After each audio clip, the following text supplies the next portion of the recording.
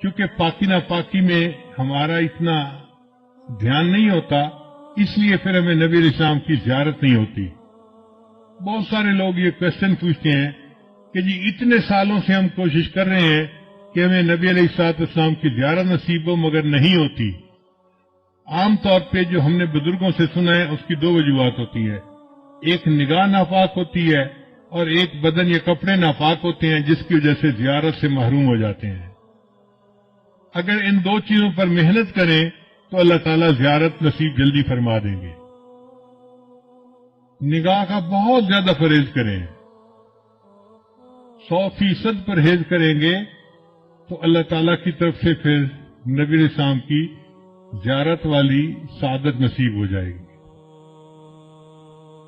میرے والدین چونکہ شروع سے ہی نیکی کی زندگی گزارنے والے تھے، تو میں نے تذکرۃ الاولیاء کتاب 5ویں کلاس میں پڑھی تھی۔ 5ویں کلاس کے بچے کو تو ابھی کنسیپٹ بھی نہیں ہوتا، مگر مجھے والد صاحب نے وہ کتاب لا کر دی کہیں سے، تو میں نے اس میں اللہ والوں کے واقعات پڑھے تو دل میں بڑا شوق ہوا کہ مجھے بھی اس لائن پہ چلنا ہے اور اللہ والوں کی لائن پہ آگے بڑھنا ہے۔ پھر اس میں ایک کتاب میں میں نے پڑھا کہ نگاہ کا بہت پرہیز کرنا چاہیے، تو چھوٹی عمر میں ابھی میں بالغ نہیں ہوا تھا، اس عمر سے ہی نگاہ کا پرہیز شروع کر دیا۔ بہت بچتا تھا، بہت نگاہ کو بچاتا تھا، اور مجھے اس زمانے میں اپنی والدہ سے ڈانٹ بھی بہت پڑتی تھی۔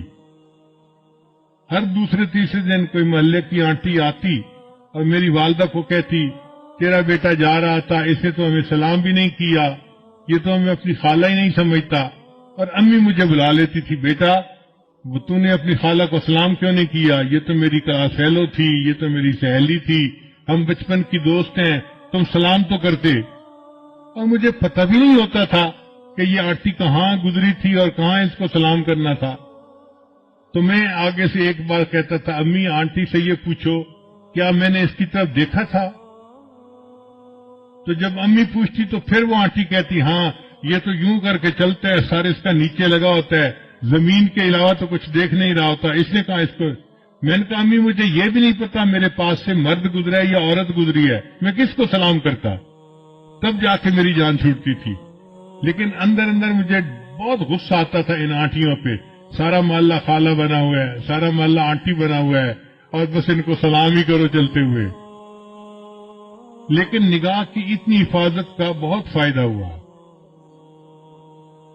مجھے آتے جاتے جوتوں کی آواز سے پتہ چلتا تھا کہ قریب سے کون گزر رہا ہے۔ عام طور پہ مردوں کی جوتوں کی آواز اور ہوتی ہے اور عورتوں کے جوتوں کی آواز ڈیفرنٹ ہوتی ہے، اس سے اندازہ ہو جاتا تھا کہ قریب سے گزرا کون ہے، ورنہ کپڑا بھی نہیں دیکھتے تھے کہ قریب گزرنے والا کون تھا۔ کتنی نظر کی حفاظت کرنی ہوتی تھی۔ اس پر اللہ رب العزت نے پھر جو مہربانیاں کی وہ اب کیا بتائیں آپ کو۔ ہمارے ایک ساتھی ہیں لاہور کے، ایک دن مجھے کہنے لگے کہ میں آپ کو ایک بات بتاؤں، مجھے حضرت نے بتائی۔ میں نے کہا بتائیں۔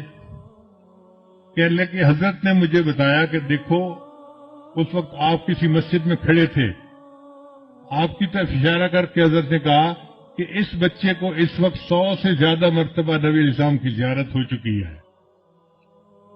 میں سن کے حیران ہو گیا، اور حیرت مجھے اس کی تھی کہ پتہ اس کو کیسے چلا۔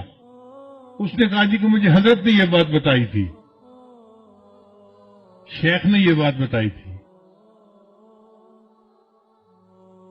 تو نگاہ کی حفاظت کا پھر یہ فائدہ ہوا کہ اللہ تعالیٰ نے 30 سال کی عمر سے پہلے 100 سے زیادہ مرتبہ نبی السلام کی زیارت نصیب فرما دی۔